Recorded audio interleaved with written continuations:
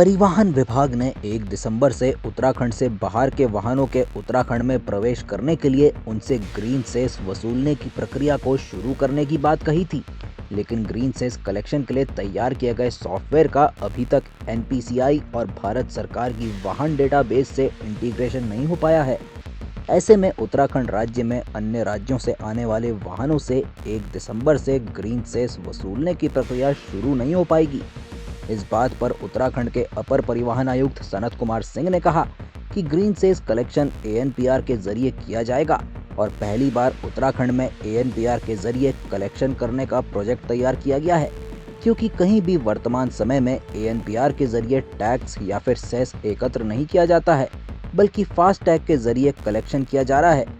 साथ ही उन्होंने कहा कि ऐसे में सॉफ्टवेयर का भारत सरकार के वाहनों के डाटाबेस और एनपीसीआई से इंटीग्रेशन किया जाना है, जिसका कार्य मौजूदा समय में चल रहा है और इसमें लगभग 10 से 12 दिनों का समय और लगने की संभावना है।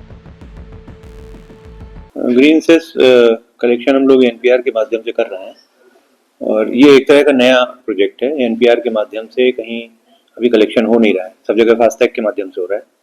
हम एनपीआर के माध्यम से कलेक्शन करके करना चाह रहे हैं और पैसा जो भी आएगा वो फास्टैग के वॉलेट से ही आएगा। इस तरह का है व्यवस्था। हमारे बॉर्डर पे हमारे टोटल 37 जगहों पे लगभग 150 कैमरे लगाए जा चुके हैं और जिनसे हमें डेटा लगातार प्राप्त हो रहा है। उनसे चालान वगैरह और भी काम होते हैं उस डेटा से, पर उसी डेटा का इस्तेमाल हम लोग ग्रीन सेस कलेक्शन के लिए करेंगे। अभी उसका सॉफ्टवेयर भी तैयार हो चुका है। सॉफ्टवेयर का इंटीग्रेशन 2 जगहों से इस समय उस पर काम चल रहा है। एक भारत सरकार से हमको चाहिए होता है वाहन का डेटाबेस से कुछ नंबर्स की वजह से कोई गाड़ी आती है तो किस प्रकार की या किस साइज की गाड़ी है, जिसके अनुसार उस पर टैक्स कटौती होती है, ग्रीन सेस की कटौती होगी। और दूसरा इंटीग्रेशन हमें चाहिए फास्टैग के वॉलेट से एनपीसीआई से, तो national payment corporation of India. ये दोनों इंटीग्रेशन का काम इस समय जो हमारा एजेंसी है वो कर रहे हैं हम लोग, और टारगेट उन्होंने किया था कि हम दिसंबर में इसको प्रारंभ कर देंगे।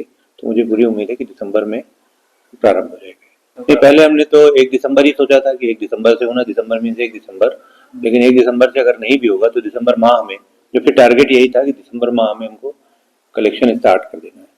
तो अभी मुझे लग रहा है 10-12 दिन और लग सकते हैं, क्योंकि मैंने परसों हमारी टीम गई थी दिल्ली, हमारे पटोई जी हैं उप परिवहन आयुक्त, उनके नेतृत्व में, और वो वहाँ पर IHMCL, NPCI इत्यादि से बातचीत करके आ गए हैं, तो वो काम चल रहा है।